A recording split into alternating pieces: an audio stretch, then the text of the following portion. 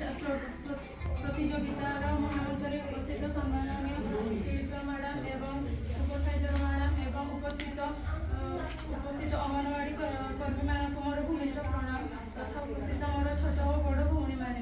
ଆଜିର ଆଲୋଚ୍ୟ ବିଷୟ ହେଉଛି ବାଲ୍ୟବିବାହ। ବାଲ୍ୟବିବାହର ଅର୍ଥ ହେଉଛି ଅପରିପକ୍ୱ ବୟସରେ ବିବାହ କରିବା। ବାଲ୍ୟବିବାହ ଦୁନିଆରେ ଏକ ପ୍ରଥା ହୋଇ ଆସୁଛି, କିନ୍ତୁ ବିଶ୍ୱ ଦ୍ରୁତଗତିରେ ବିକାଶ କରିବା କରୁଛି, କିନ୍ତୁ କିଛି ଅଞ୍ଚଳ ଅଛି ଯାହା ସମୟ ସହିତ ବଢ଼ିବା ପାଇଁ ମନେ ହୁଏ ନାହିଁ। ବାଲ୍ୟବିବାହର ଅନ୍ଧକାର ବାସ୍ତବତା ଯାହା ପ୍ରାୟତଃ ବିଚାର କରାଯାଏ।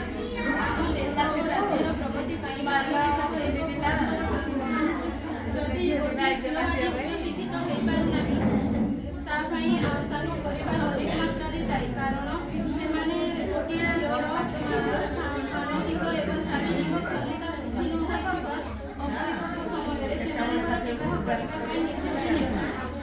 ତେଣୁ ସେହି ବାଲ୍ୟବିବାହର ପ୍ରଭାବ ବିଶେଷ କରି କମ୍ ବୟସରେ ବିବାହ କରିଥିବା ବାଳିକାମାନଙ୍କର ସ୍ୱାସ୍ଥ୍ୟ ଉପରେ ପ୍ରଭାବ କରୁଛି। ନାରୀ ଓ ପୁରୁଷ ଭଗବାନଙ୍କର ଏକ ଅମୃତ ସୃଷ୍ଟିର ସନ୍ତାନ। ନାରୀ ଏକାଧାରରେ ଜାୟା, ଜନନୀ ଓ ଭଗିନୀ। ନାରୀର କଲ୍ୟାଣରେ ଦେଶ ଓ ଜାତିର କଲ୍ୟାଣ। ଯଥାର୍ଥରେ ମହର୍ଷି ମନୁ କହିଥିଲେ, ଯତ୍ର ନାର୍ଯ୍ୟନ୍ତେ ରମନ୍ତେ ତତ୍ର ଦେବତାଃ। କଥାରେ ଅଛି, ଯଦି ଗୋଟିଏ ପୁରୁଷ ଶିକ୍ଷିତ ହୁଏ ତା ଦ୍ୱାରା କେବଳ ଗୋଟିଏ ଲୋକ ହିଁ ଶିକ୍ଷିତ ହୁଏ, କିନ୍ତୁ ଜଣେ ନାରୀ ଯଦି ଶିକ୍ଷିତ ହୁଏ ତା ଦ୍ୱାରା ତାର ପୁରା ପରିବାର ଶିକ୍ଷିତ ହୁଏ।